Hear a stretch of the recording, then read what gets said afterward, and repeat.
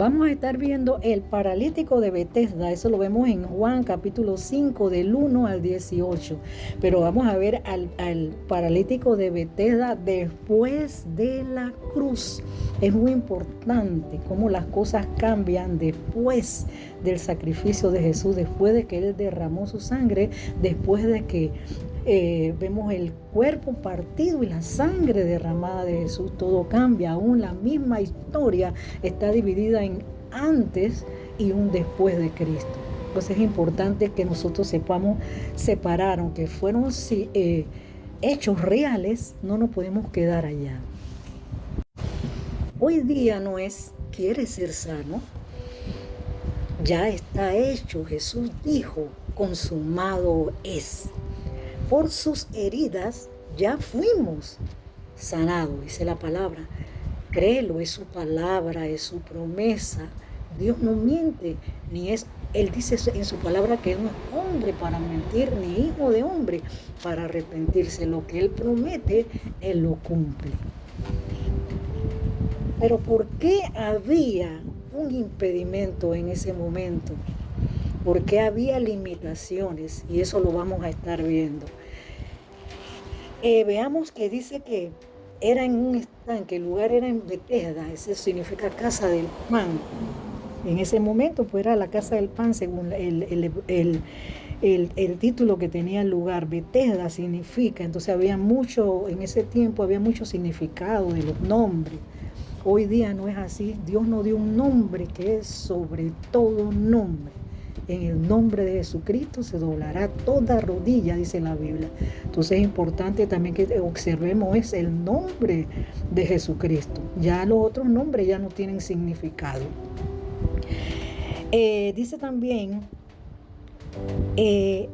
en esto yacían multitudes de enfermos. Entonces, ¿qué cantidad de enfermos? No vamos a señalar la lista que hay ahí.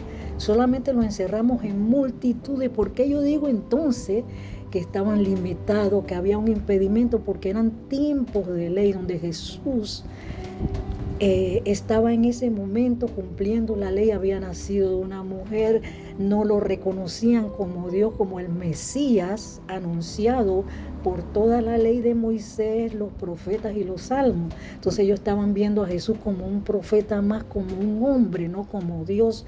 Por eso Jesús le hace la pregunta, ¿quieres ser sano? Porque la mirada de ellos en ese momento estaba sobre el movimiento que hacía el ángel. Entonces había limitaciones por el tiempo, por la ocasión ahí. Recordemos también que si usted lee todo el contexto del capítulo 5, usted va a ver entonces cómo habían los problemas con los sacerdotes, los judíos, todos los líderes religiosos que se oponían a Jesús.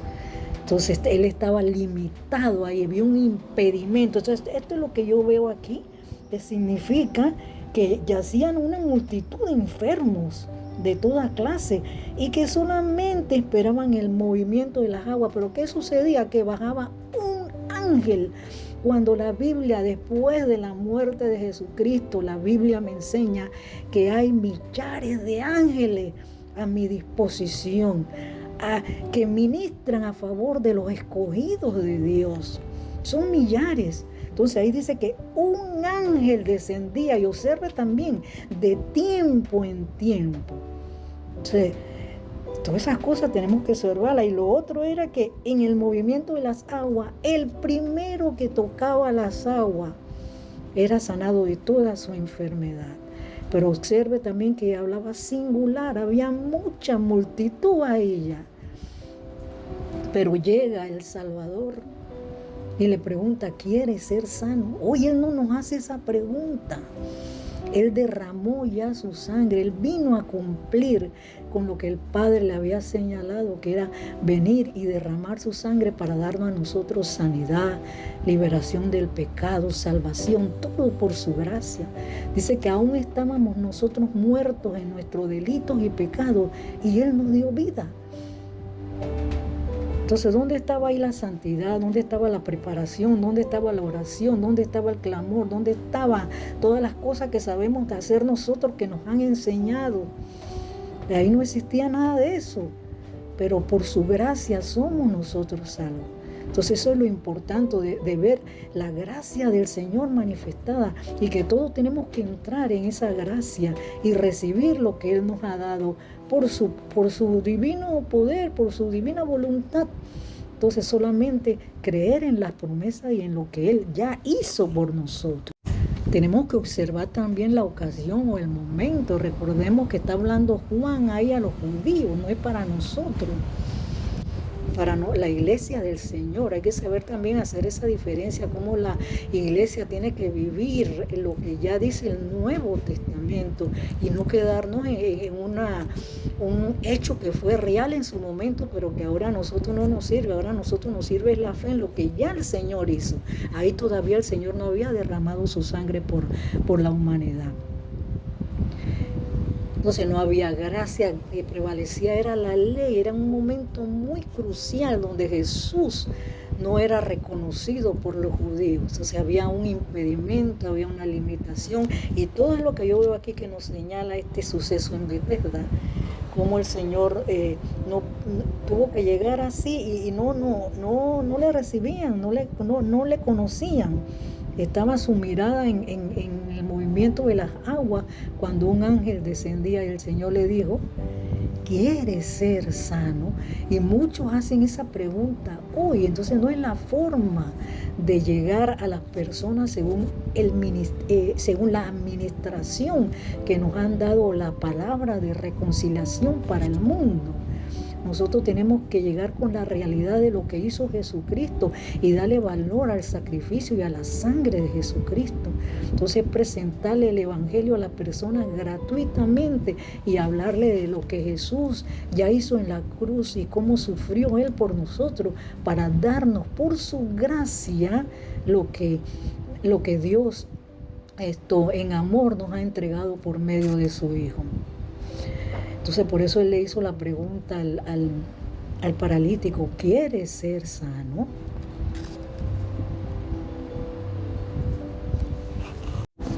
Hoy no es así. Dice la Biblia que Jesús traspasó los cielos, abrió un camino nuevo, un camino amplio, y traspasó los cielos, y juntamente con Él nos llevó a nosotros escondidos en Él y nos sentó a su diestra en las alturas, como dice Colosenses capítulo 3 del 1 al 4. Entonces cuando el Padre ve a su Hijo que está a su diestra, dice que nos ve a nosotros escondidos en Él. Entonces vemos aquí toda la operación de su sangre, el poder de su sacrificio y todo lo que Él ha hecho por nosotros. Entonces cada persona debe saber esta bendición y poderla usar, poder tener esa fe, como dice el libro de Hechos, que Dios le dio fe al mundo con haber levantado a su Hijo de los muertos. Entonces todas las cosas que Dios hizo por medio de su Hijo son gratuitas por el puro afecto de su voluntad, porque así es lo que hizo. Como dice la palabra, ¿verdad? Como ya le he citado, aún estando nosotros muertos en delitos y pecados, estando en esa condición, Él nos dio vida. Entonces tomemos la palabra como es, declaremos la palabra como es, ministremos la palabra como es, no engañemos a las personas. Por esto no hay que pagar nada, ni Dios nos exige nada. Solamente usted que me está escuchando, abrir el corazón y decir: yo tomo esa palabra, porque el Espíritu Santo es el que nos da convicción de pecado, de justicia y de juicio, y Él es el que está ministrando en su corazón por medio de esta palabra. Y usted decide entonces abrirle el corazón a Dios o no. Yo no tengo que hacer una oración por usted. El Espíritu Santo está tratando con su corazón, y en este momento usted le dirá sí o no. Y ya eso es suficiente. Jesucristo basta. Él hizo la obra grande en la humanidad. Solo es cuestión de recibir todo por fe. Y en medio de la muerte y del pecado y de nuestra condición, Él tuvo misericordia y dejó su gloria y vino y entregó su vida por ti y por mí. No desprecies la sangre de Jesús. Abre tu corazón y toma esta palabra con la fe que te da el mismo Espíritu de Dios. Bendiciones.